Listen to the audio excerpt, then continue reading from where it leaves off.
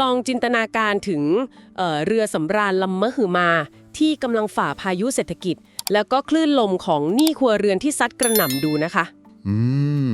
ภาพน่าจะดูตึงเครียดน่าดูเลยนะครับ ใช่เลยค่ะ คือหลายคนอาจจะคิดว่าเรือลำเนี้ยต้องลดใบเรือแล้วก็ประคองตัว เพื่อรอวันรอดตายแน่ๆ แต่จู่ๆกัปตันกลับตัดสินใจหักพวงมาลัยค่ะ แบบโยนสัมภาระที่กินพื้นที่แต่ไร้กำไรทิ้งไปเลย แล้วเร่งเครื่องยนต์ชุดใหม่แทน หูเพื่อให้เรือเบาขึ้นแล้วไปต่อได้ใช่ไหมครับ ถูกต้องค่ะ จนสามารถทำกำไรทะลุพันล้านได้ในไตรมาสเดียวเลย ภาพนี้คือสิ่งที่กำลังเกิดขึ้นกับผู้นำบริการสินเชื่อรายย่อย และจำนำทะเบียนรถชั้นนำของไทยค่ะ ที่เพิ่งผ่านรอบการล้างบ้าน แล้วก็คุมเข้มคุณภาพหนี้อย่างหนักหน่วงมา เป็น movement ที่น่าจับตามากครับ ใช่ค่ะ วันนี้ในการเจาะลึกข้อมูลของเราจะมาถอดรหัสรายงานวิเคราะห์จากสถาบันการเงินชั้นนำรวมถึงงบการเงินล่าสุดกัน ภารกิจคือต้องหาคำตอบให้ได้ว่าอะไรคือยุทธศาสตร์เบื้องหลังผลงานไตรมาส 2 ที่ประมาณการกำไรขยับขึ้นไปแต่ระดับ 1,285 ถึง 1,430 ล้านบาท ตัวเลขไม่ธรรมดาเลยนะครับเนี่ย ไอตัวอย่างโดดเด่น มันกำลังสะท้อนภาพการ turn around ที่แท้จริง หรือว่าเป็นแค่ภาพลวงตาชั่วคราวกันแน่ เอาจริงๆ บริบทที่เรากำลังจะเจาะลึกลงไปวันนี้ ถือเป็นกรณีศึกษาชั้นดีของการปรับตัวในธุรกิจการเงินเลยนะครับ คือสิ่งที่เราเห็นจากผลประกอบการรอบนี้ มันไม่ใช่แค่การเติบโตแบบตามมีตามเกิดนะครับ ฮะ แล้วมันคืออะไรคะ มันคือผลลัพธ์จากการปรับสมดุลพอร์ตสินเชื่ออย่างจงใจเลยครับ มีกลยุทธ์รองรับอย่างรัดกุมมาก คือถ้าเรามองย้อนกลับไป ธุรกิจเช่าซื้อรถจักรยานยนต์เนี่ย เคยเป็นเหมือนหลุมดำเลย อ๋อ ที่ดูดกลืนทรัพยากรแล้วก็สร้างหนี้เสียเยอะๆ ใช่ไหมคะ ใช่ครับ NPL พุ่งสูงปรี๊ด แถมยังถูกตีกรอบด้วยเพดานดอกเบี้ยจากภาครัฐอีก เมื่อความเสี่ยงมันสูงแต่ผลตอบแทนถูกจำกัด ทิศทางที่ผู้บริหารเลือกก็คือ เจ็บแต่จบครับ ชะลอการเติบโตตรงนั้นไปเลย หันหัวเรือไปทางอื่นแทน ถูกต้องครับ เขาหันมาเทน้ำหนักกับสินเชื่อจำนำทะเบียนรถแทน ซึ่งตรงเนี้ยเป็นสมรภูมิที่พวกเขาเชี่ยวชาญอยู่แล้ว มีหลักประกันจบต้องได้ แล้วก็เรียกเก็บผลตอบแทนที่มันสะท้อนความเสี่ยงได้สมน้ำสมเนื้อกว่าเยอะเลยครับ พอพูดถึงตัวเลขกำไรที่ประเมินไว้เมื่อกี้เราแตะไปที่ 1,430 ล้านบาท ในกรณีฐานปกติหรือ base case ใช่ไหมคะ ครับผม ซึ่งตรงนี้มันสะท้อนการขยายตัวบวก 12.6% เมื่อเทียบกับช่วงเดียวกันของปีก่อนหรือ year over แล้วก็ยังบวก 6.6% แบบ QOQ ด้วย โตทำเทียบปีก่อนแล้วก็ไตรมาสก่อนเลย ใช่ค่ะ คือตัวเลขระดับเนี้ยในภาวะเศรษฐกิจที่หลายคนบ่นว่ากำลังซื้อรากหญ้ามันฝืดเคือง ถือว่าไม่ธรรมดานะคะ แต่ประเด็นที่น่าจับตาคือข้อมูลจากสถาบันการเงินเนี่ยเขาไม่ได้มองแค่โลกสวยมุมเดียว เขาเผื่อความเสี่ยงไว้ด้วยใช่ไหมครับ แม่นเลยค่ะ มีการประเมินกรอบกำไรเผื่อเอาไว้ในกรณีรับมือความเสี่ยงหรือ stress case ซึ่งกดตัวเลขลงมาอยู่ที่ระดับ 1,285 ล้านบาทด้วย หายไปพอสมควรเลยนะครับ ใช่ ขอตั้งข้อสังเกตตรงนี้เลยค่ะ ว่าการเผื่อฟูกหรือทำโมเดลรับแรงกระแทกไว้ลึกขนาดนี้ แปลว่าลึกๆแล้วเขาบรรดาผู้บริหารกับนักวิเคราะห์ก็ยังไม่ไว้ใจเศรษฐกิจรากหญ้าหรือเปล่าคะ เป็นไปได้สูงครับ แล้วสถานการณ์หนี้เสียหรือการยึดรถของฝั่งบริษัทลูกอย่าง SCCAP เนี่ยมันยังเป็นระเบิดเวลาที่รอวันปะทุอยู่อีกไหมคะทำไมต้องเผื่อขนาดนั้น คือเป็นการตั้งข้อสังเกตที่ตรงจุดมากครับ แต่ต้องอธิบายแบบนี้ก่อนว่า การประเมิน stress case ที่ 1,285 ล้านบาทเนี่ยไม่ได้แปลว่าบริษัทกำลังจะเจอกับวิกฤตใหญ่นะครับ อ้าวแล้วมันคืออะไรคะ มันคือกลไกทางบัญชีและการบริหารความเสี่ยงที่เราเรียกว่าความระมัดระวังขั้นสูงสุดครับ คือธุรกิจเช่าซื้อมอเตอร์ไซค์ของ SCCAP แม้จะเบรกการปล่อยกู้แย่ๆไปแล้ว แต่สัญญาเก่าที่ปล่อยไปเมื่อปี 2 ปีก่อน มันยังอยู่ไงครับ อ๋อ คือกรรมเก่ายังตามมาหลอกหลอนว่างั้น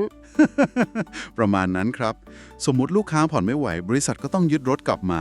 ปัญหาคือตลาดรถมอเตอร์ไซค์มือสองในลานประมูลตอนนี้ ราคามันผันผวนแล้วก็ตกลงมาเยอะมากครับ พอเอาไปประมูลขายทอดตลาดก็ได้เงินมาไม่คุ้มกับหนี้ที่เหลืออยู่ใช่ไหมคะ ถูกต้องเลยครับ มันก็จะเกิดสิ่งที่เรียกว่าผลขาดทุนจากการขายรถยึด หรือ loss on auto repositions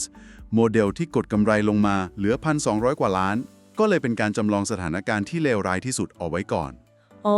คือสมมุติว่าตลาดประมูลมันซบเซาหนักจริงๆ หรือว่าต้องตั้งสำรองเพิ่มกระทันหันเพราะคนจ่ายไม่ไหวจากค่าครองชีพ เขาก็ยังประเมินว่าบริษัทยังทำกำไรได้อยู่ดีโดยไม่กระทบโครงสร้างหลัก ใช่ครับ เป็นการขีดเส้นตายที่ปลอดภัยที่สุดเอาไว้แล้วนั่นเองครับ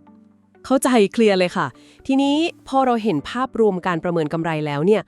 กลไกที่ทำให้ตัวเลขพวกนี้มันเกิดขึ้นได้จริงมันน่าจะมาจากประสิทธิภาพการทำกำไรที่ซ่อนอยู่ในงบใช่ไหมคะ ใช่ครับ อันนี้สำคัญมาก สังเกตเห็นว่าพอร์ตสินเชื่อรวมของบริษัทอยู่ที่ระดับ 9.3 หมื่นล้านบาท คือโตแบบค่อยเป็นค่อยไปไม่ได้เร่งเครื่องปล่อยกู้จนน่ากลัว แต่ตัวที่กระโดดขึ้นมาอย่างเห็นได้ชัดเลยก็คือ อัตราผลตอบแทนจากการปล่อยสินเชื่อ หรือloan yield ค่ะ อืม ตัวนี้พุ่งไปแตะ 18.38% เลยนะครับ ใช่เลยค่ะ ซึ่งมันส่งผลให้อัตราส่วนต่างดอกเบี้ยสุทธิหรือนิมทะยานขึ้นไปถึง 15.11% เลย เพิ่มขึ้นกว่า 32 basis point จากปีก่อน คืออยากรู้ว่ากลไกเบื้องหลังของนิมที่กว้างขึ้นขนาดนี้ท่ามกลางยุคดอกเบี้ยสูงมันทำงานยังไงคะ การขยายตัวของนิมเนี่ยถือเป็นหัวใจสำคัญของการ turn around รอบนี้เลยครับ อธิบายกลไกง่ายๆก่อน นิมคือส่วนต่างระหว่างดอกเบี้ยรับที่ได้จากลูกค้าหักลบด้วยดอกเบี้ยจ่ายที่บริษัทไปกู้มาปล่อยต่อ ส่วนต่างตรงกลางคือกำไรของเรา ครับ การที่นิมพุ่งแตะ 15.11% ได้เนี่ยมันเกิดจากการทำงานประสานกันของ 3 เครื่องยนต์ยุทธศาสตร์หลักครับ เครื่องยนต์แรกเลยคือฝั่งหารายได้ นั่นคือการรุกหนักในสินเชื่อจำนำทะเบียนแบบ High Yield หรือ Title Loans พวกสินเชื่อมีหลักประกัน ใช่ครับ กลุ่มนี้ให้ผลตอบแทนสูงถึงระดับ 20-24% เลย แต่กลับมีความเสี่ยงต่ำมาก เพราะมีปัจจัยที่เรียกว่า LTV หรือ Loan to Value เข้ามาคุมเข้มครับ ขอแบกตรงคำว่า LTV นิดนึงค่ะ เพื่อให้เห็นภาพในทางปฏิบัติกันสักหน่อย คือสมมติว่าชาวบ้านคนหนึ่งเนี่ยเขามีรถกระบะคู่ใจที่ใช้ทำมาหากิน ราคาตลาดประเมินได้ประมาณ 500,000 บาท ครับ เห็นภาพเลยครับ ถ้าเป็นสินเชื่อทั่วไปอาจจะปล่อยกู้ปริ่มๆมูลค่ารถเลยใช่ไหมคะ แต่ยุทธศาสตร์ High Yield ในรอบนี้ คือบริษัทคุม LTV ให้อยู่ในระดับต่ำเพียงแค่ 40% เท่านั้น หมายความว่ารถราคา 500,000 บริษัทให้กู้สูงสุดแค่ 200,000 บาท ถูกต้องค่ะ กลไกนี้มันสร้างกรอบป้องกันที่แน่นหนามากเลยนะคะ เพราะต่อให้ลูกค้าเกิดสะดุดจ่ายหนี้ไม่ได้จริงๆ จนต้องถูกยึดรถไปขายทอดตลาด สมมุติว่าลานประมูลกดราคาจนรถเหลือแค่ 300,000 กว่าบาท บริษัทยังไงก็ขายได้เงินมาคุมหนี้ 200,000 แบบเหลือเฟือเลย ใช่ แถมบวกค่าธรรมเนียมกับดอกเบี้ยครั้งรับได้อีก นี่เลยเป็นเหตุผลว่าทำไมพอร์ตฝั่งจำนำทะเบียนที่ใหญ่ถึง 6.7 หมื่นล้านบาทเนี่ยถึงกลายเป็นเครื่องยนต์ปั๊มเงินสดที่แรงและปลอดภัยสุดๆในตอนนี้ค่ะ โห อธิบายได้เคลียร์มากครับ กลไก LTV ที่ต่ำเนี่ยไม่แค่ปกป้องเงินต้นนะฮะ แต่มันสร้างแรงจูงใจทางจิตวิทยาให้ลูกหนี้ด้วย ยังไงคะ ก็ไม่มีใครอยากเสียรถราคา 500,000 ไปกับหนี้แค่ 200,000 บาทไงครับ เขาก็จะพยายามหาเงินมาจ่ายคืนให้ได้ นี่แหละครับเสาหลักที่ดันโลนยิวขึ้นไปถึง 18.38% อ๋อ จริงด้วยค่ะ จิตวิทยาล้วนๆเลย ทีนี้พอเราเห็นว่าฝั่งจำนำทะเบียนมันแข็งแกร่งแล้วคำถามที่หลายคนน่าจะสงสัยต่อก็คือ แล้วฝั่งที่เป็นปัญหามาตลอดอย่างพอเช่าซื้อมอเตอร์ไซค์ของ ACAP ล่ะคะ คือตอนนี้อุดรอยรั่วได้หรือยัง ตรงนี้แหละครับที่เป็นเครื่องยนต์ที่ 2 ข้อมูลเชิงลึกชี้เห็นเลยว่า การปรับโครงสร้างแล้วก็ควบคุม NPL ของฝั่ง SCAP เนี่ยผ่านจุดต่ำสุดไปแล้วครับ คำว่าผ่านจุดต่ำสุดไปแล้วในเชิงธุรกิจเนี่ยแปลว่าเลิกเลือดไหล หรือแค่ไหลช้าลงคะเพราะการจัดการหนี้เสียมอเตอร์ไซค์มันต่างจากรถยนต์ตรงที่มอเตอร์ไซค์มันซ่อนง่ายกว่าขนย้ายง่ายการทวงก็ยากกว่าด้วย เป็นการผ่านจุดต่ำสุดในความหมายที่ว่า จัดการกับโครงสร้างหนี้เสียก้อนใหญ่ไปเรียบร้อยแล้วครับเลือดไหลช้าลงจนอยู่ในระดับที่ควบคุมได้แล้ว แล้ว SCAP ใช้กลไกอะไรมากดสัดส่วน NPL ให้อยู่ในเป้าหมายแถวๆ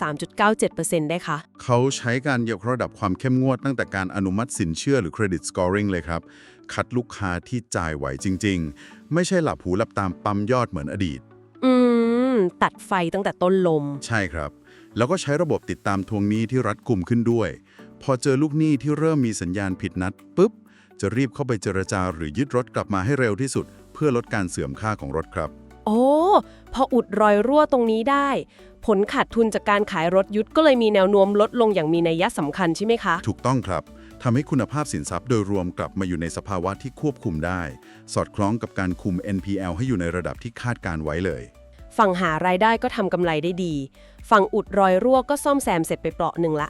อีกจิ๊กซอว์หนึ่งที่เป็นเครื่องยนต์ที่ 3 ในการดัน NIM ให้กว้างขึ้น ก็คือเรื่องของต้นทุนทางการเงินใช่ไหมคะ ใช่ครับเครื่องยนต์ที่ 3 คือ liability optimization หรือการบริหารจัดการหนี้สินนั่นเองครับ คือถ้าเปรียบเทียบให้เห็นภาพง่ายๆมันก็เหมือนการรีไฟแนนซ์บ้านเลยค่ะ สมมุติเรามีหนี้บ้านก้อนใหญ่โดนดอกเบี้ยแพงตั้ง 5% เราก็แค่วิ่งไปหาธนาคารของเงินกู้ก้อนใหม่ที่ดอกเบี้ยถูกกว่าแค่ 3% ไปโปะหนี้ก้อนเก่า ฮะ ส่วนต่างที่ลดลงไป 2% ก็คือเงินสดที่เหลือติดกระเป๋าเรา ใช่เลยค่ะ ซึ่งระดับองค์กรหมื่นล้านเนี่ยกลไกการรีไฟแนนซ์ตัวนี้คงส่งผลมหาศาลต่อบรรทัดสุดท้ายของงบการเงินเลยใช่ไหมคะ มหาศาลเลยครับ ตัวเลขในงบระบุชัดเจนว่าบริษัทไถ่ถอนหุ้นกู้เดิมที่ครบกำหนดมูลค่ากว่า 7.18 พันล้านบาทไป ซึ่งชุดนั้นต้นทุนดอกเบี้ยจ่ายเฉลี่ยอยู่ที่ 4.29% ครับ แล้วเขาทำยังไงต่อคะ เขาก็ออกหุ้นกู้ชุดใหม่มูลค่า 8.80 พันล้านบาทมาทดแทนครับ แต่ด้วยความน่าเชื่อถือระดับ A ลบแล้วก็จังหวะเวลาที่เหมาะสม เขากดต้นทุนดอกเบี้ยชุดใหม่ลงมาเหลือแค่ 3.14% นะครับ โห ลดดอกเบี้ยจ่ายลงไปได้ร้อยละกว่าๆบนฐานเงินทุนระดับเฉียดหมื่นล้าน ประหยัดไปได้เยอะมากเลยนะคะ ใช่ครับ แถมการที่บริษัทออกหุ้นกู้ก้อนใหญ่ขนาดนี้ได้ ในต้นทุนที่ถูกลง ท่ามกลางตลาดที่คนยังกลัวเรื่องหุ้นกู้เบี้ยวหนี้ มันสะท้อนเลยนะครับว่า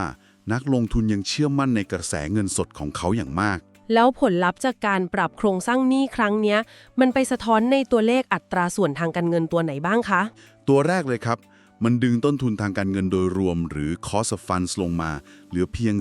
4.45% เท่านั้นครับ อ๋อ พอเอาต้นทุน 4.45% ไปประกบกับ loan yield ขาที่รับมา 18.38% ใช่ครับ มันเลยเป็นคำตอบว่าทำไมนิมถึงระเบิดฟอร์มไปแตะ 15.11% ได้ เห็นภาพชัดเลยค่ะ มีตัวเลขอื่นอีกไหมคะที่สะท้อนความแข็งแกร่งตรงนี้ มีครับ บริษัทยังสามารถควบคุมสัดส่วน IBDE หรือหนี้สินที่มีภาระดอกเบี้ยต่อส่วนของผู้ถือหุ้น ให้อยู่ในระดับเพียง 1.42 เท่าได้ด้วยครับ อธิบายตัวเลข 1.42 เท่าง่ายๆ ก็คือ บริษัทมีภาระหนี้ที่ต้องจ่ายดอกเบี้ยแค่ประมาณรอบครึ่งของทุนตัวเองใช่ไหมคะ ถูกต้องครับ ถือว่าต่ำและยืดหยุ่นมาก ถ้าเศรษฐกิจกลับมาฟื้นตัวเต็มที่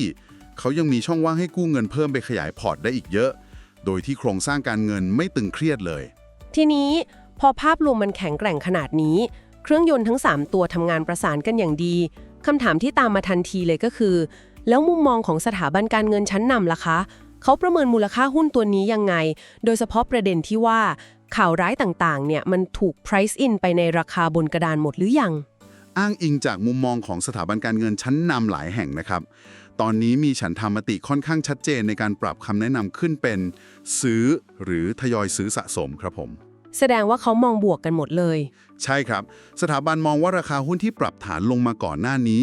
มันได้สะท้อนหรือ price in ปัจจัยลบเรื่องคุณภาพหนี้กับผลขาดทุนรถยึดของ SCF ไปมากพอสมควรแล้วครับ นั้นตอนนี้ก็ถือว่ากำลังก้าวเข้าสู่เฟสของการปรับเพิ่มมูลค่าหรือ valuation re-rating phase สิคะ ถูกต้องเลยครับ ขอขยายความคำว่า